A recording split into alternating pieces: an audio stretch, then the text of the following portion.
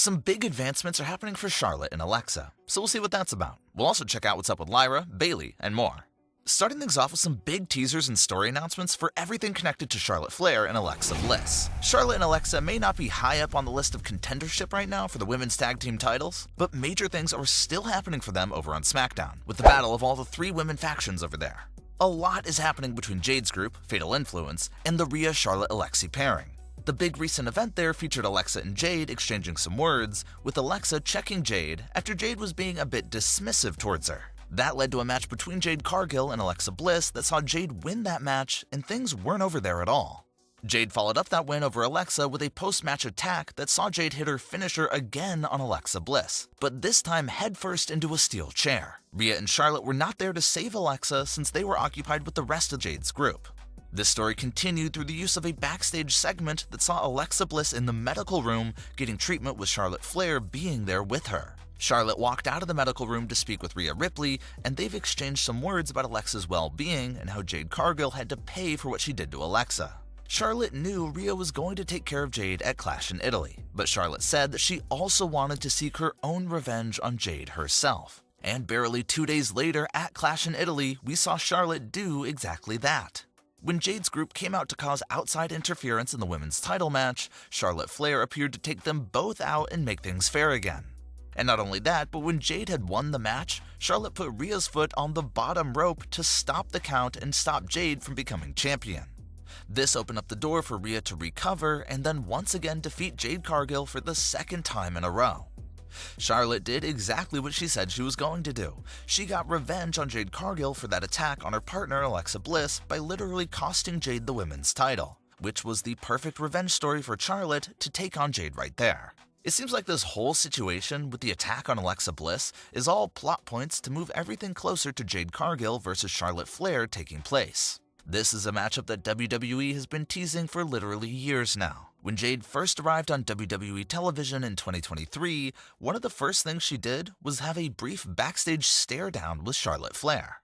And then again during Jade's title reign, they heavily teased the idea of Jade and Charlotte going at it as well during that time period. So this is a matchup that they've been teasing and flirting with for a long time now, and it looks like the recent situation with the Alexa post-match attack and now Charlotte screwing Jade Cargill out of the title, it seems like this is all meant to set up the foundation for the Jade vs. Charlotte feud and storyline. This is a dream match that they've been teasing forever, and now there's finally serious story seeds in place, which makes the Jade vs. Charlotte match make a lot more sense and gives it purpose. Considering that neither Charlotte or Jade currently hold the women's title, it looks like this could be a non-title feud if things really kick off between them this summer.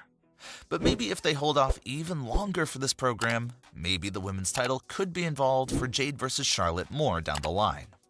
It's something that fans are buzzing about, because after 3 years of teasing this matchup, it just seems like it's extremely close to happening, considering just how much Charlotte and Jade are involved in each other's stories right now.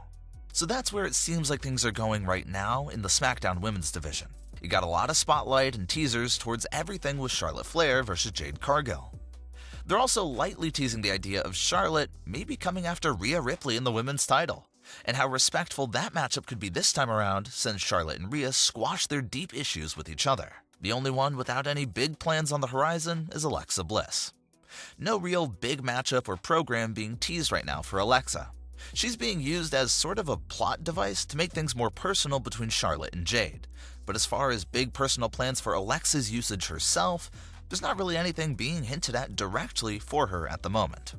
But things are definitely on fire for the SmackDown women's division, and hopefully they can keep this momentum going strongly. A storyline has been revived for Bayley and Lyra. Bayley and Lyra had a bit of a rough year in 2025. They were supposed to compete for the tag team titles together at WrestleMania 41, but of course Bayley was attacked by Becky and replaced by Becky in that match. And then things were bumpy for the rest of the year between Bayley and Lyra. They weren't really on the same page with each other. Things were weird, and there was a lot of trust issues going on there.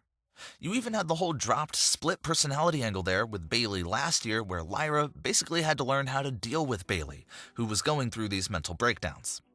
And that was just recently where it felt like Bayley and Lyra finally got on the same page again and patched all the cracks. But the June 1st edition of Raw introduced the concept that Bayley and Lyra may be back to having issues with each other. While Bayley and Lyra were getting interviewed, Lyra spotted Sol Ruca and ran up to her to have a conversation regarding the women's Intercontinental title. And through that quick conversation, Lyra was able to convince Sol Ruca to give her a match for the Intercontinental title. Lyra goes back to tell Bayley about it, and Bayley appeared to be a bit annoyed that Lyra took off like that in the middle of their interviews to selfishly book herself an Intercontinental title match, setting up the story concept that Bayley may feel some type of way that Lyra was more focused about securing that Intercontinental title shot over anything else. But here are several logic issues and story issues that fans have pointed out with this direction. The first one being that Bayley can't really be upset about Lyra getting a shot at the Intercontinental title, because Bayley just got a crack at that title against AJ Lee back in March, while Lyra's last crack at that title was in SummerSlam 2025. So Bayley isn't really in any position to complain about Lyra getting a title match when she herself just got a title match before WrestleMania. The other logic issues fans were pointing out was how at the time of that segment, Lyra was still on the Queen of the Ring tournament and had a world title opportunity on the line. So it bothered some fans that Lyra's character wasn't really paying full attention to the Queen of the Ring tournament, and was instead already chasing down a shot at the Intercontinental title.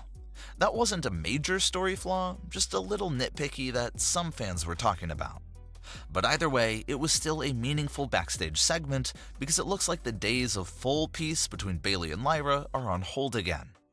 We'll have to see if Bayley can maintain her emotions about Lyra getting an Intercontinental title match, or if this will start another spiral for Bayley. A lot of fans feel like the split personality storyline for Bayley was a waste of time and never really went anywhere.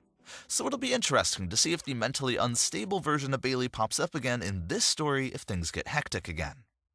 But what are your thoughts on today's stories? Leave your comments below, don't forget to subscribe with all notifications on, and leave a like if you enjoyed.